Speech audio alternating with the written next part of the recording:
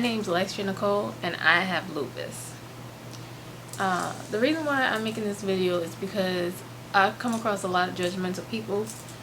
They see you and they think that you're fine because you look like nothing is wrong with you. And so basically I was searching YouTube and I didn't really see a lot of videos on lupus to help people understand how it feels to live with this disorder on a daily basis. So something within me told me to create this video. First thing I would like people to understand is that even though you can't see that we have any symptoms, please don't judge. If somebody says that their pain is a 10 and they look like me, they're walking, they're talking, they're doing all the daily activities, please believe that their pain is probably like a 12. But we try not to complain because it's something that's never going to go away. It's hard to manage, especially depending on the type of lupus that you have. Nick Cannon, his lupus only affects his kidneys. I had a coworker whose lupus only affected her heart, and she was surprised when we were discussing and exchanging experiences that I was in so much pain, because she never had pain. She had fatigue all the time, and that's a common symptom, but she doesn't have any pain, whereas I had pain and still do have pain from head to toe daily. When I go to my doctor's office and they ask, what's your pain on a scale from 0 to 10, my pain is never below 6. And they're just so baffled, which is weird, because I'm sure I'm not the only patient with lupus that you see. But they think that it's so strange that I can just continue to go on with life and work and be present with so much pain. Also, I don't have the classic butterfly rash on my nose and underneath my eyes, but I do have skin changes that I'm starting to see. I initially did not, but it's so light that if you're not really assessing it properly, you would miss it. And that's everywhere, all over my body. The type of lupus that I have affects every joint, every cell, even every hair follicle. It hurts to touch me. Like, even myself, if I touch myself like this, some days it might be okay, or even from minute to minute. This minute it might be okay, but the next minute it might not be. When someone tries to, they're laughing and like, hey girl, bam, right on your arm, I want to scream. So please don't do that to anyone who has told you that they have lupus. Try to be gentle when you're interacting with them, unless they say that that's fine. But even to rub, it burns.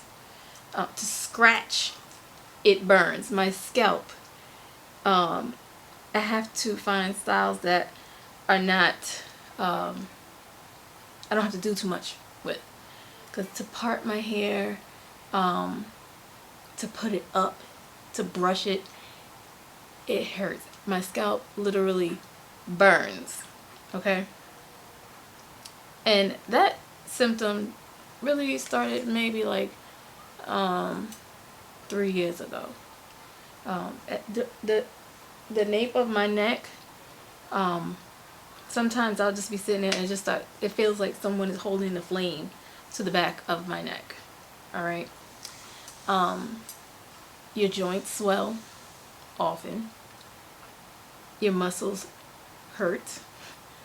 There's no other way of explaining it. And then when you have an autoimmune disorder, it's kind of like sometimes it's a snowball effect where you get diagnosed with one thing, then you go back to the doctor in a few weeks and you get diagnosed with something else and something else and something else. So I make a joke sometimes when I'm going to the doctor with my friends. I'm like, okay, how much you want to bet how many pills or how many prescriptions I'll leave with this time? I usually guess about two prescriptions, and that's usually it. But now, because I've been living with it for so long and I've been doing so much research, I don't accept everything that they offer to me anymore.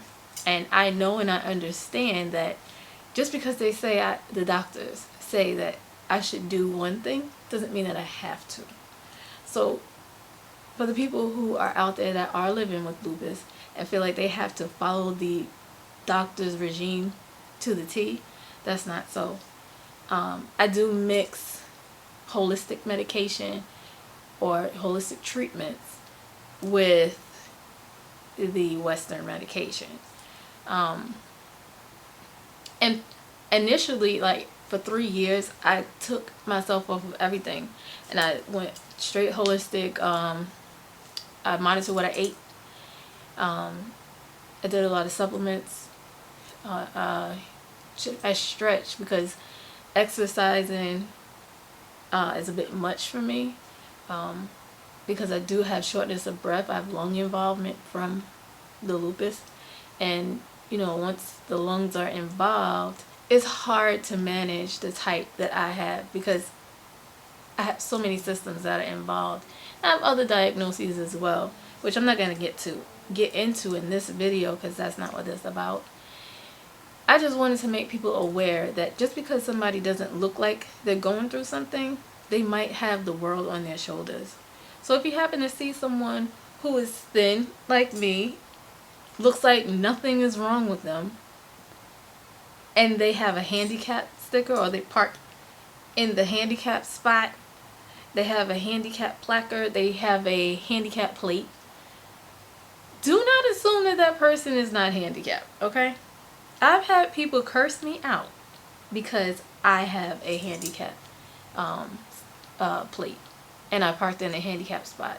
I literally was cursed out and called a nigga because I parked in a handicap spot legally. And I didn't let it get me down. I didn't let it get to me because I know hurt people hurt people. And also, that stuff, like, I know I'm not doing anything illegal, so I just let that fly over my head. I clearly have bigger things to worry about. So, if you see someone in the store in one of those motorized carts and they look like they're fine, please don't prejudge, because they could be in so much pain that they can barely move their arm, but they're doing it because they have to, because they might not have support, family support. They might not have a village. I don't have a village, so I just have to keep pushing myself. There's people who have this diagnosis that cannot get out of the bed. There's people who the inflammation is just so uncontrollable that they can't walk up a flight of stairs. Okay? They can't even hardly feed themselves because their joints are so messed up and they hurt so bad. So I'm fortunate. I thank God that I can move, that I am ambulatory, that I can do as much as I can. So I try to do it as much as I can, and I'm learning not to push myself too far because I have a habit of doing that. So this year I'm really learning how to just say no when I do not feel good. Well, I don't feel good all the time, so when I just cannot budge. Also, this is another thing. If someone has lupus and they say that they're tired and they just woke up from a nap, sleep, whatever, why they're tired. We're always tired. There's not enough naps in the world to shake the tired, okay? After you take a nap, you need a nap from your nap, okay? So just have a little patience. Try to have some understanding. Talk to that person about their disorder and what their life is like on a day-to-day basis, instead of looking at them like, oh, come on, you can do it. I've had co-workers joke with me because they had no idea and say to me, oh, that's your car in that handicapped spot? Why do you park there? You ain't handicapped. And you know, that hurts, because who wants to have a handicap plate? I know I don't. But if they like to trade, I'll trade with them in a hot second. Like, people have told me that they were jealous of me, and they didn't know anything about my health, but just based upon looking at me. And I said, why are you jealous? And it was just a physical aspect. So I let them know what my life is like. And I said, you know, you can never ever look at somebody and say, oh, I'm jealous of them because of this and that, but you don't know what's going on behind closed doors. So anyway, now I'm just rambling. If you like to know about the other disorders that I have that are also autoimmune, like, share, comment, subscribe, and I'll make another video to let you know about my other diagnoses, which are antiphospholipid disorder, Graves' disease, protein S deficiency, fibromyalgia,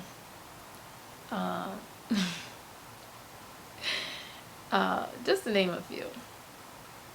I have a lot of rare disorders, and I also have a lot of blood disorders. So a bleeding disorder and 2 clotting disorders. How does one become so lucky? I don't know. But yeah, thanks for watching.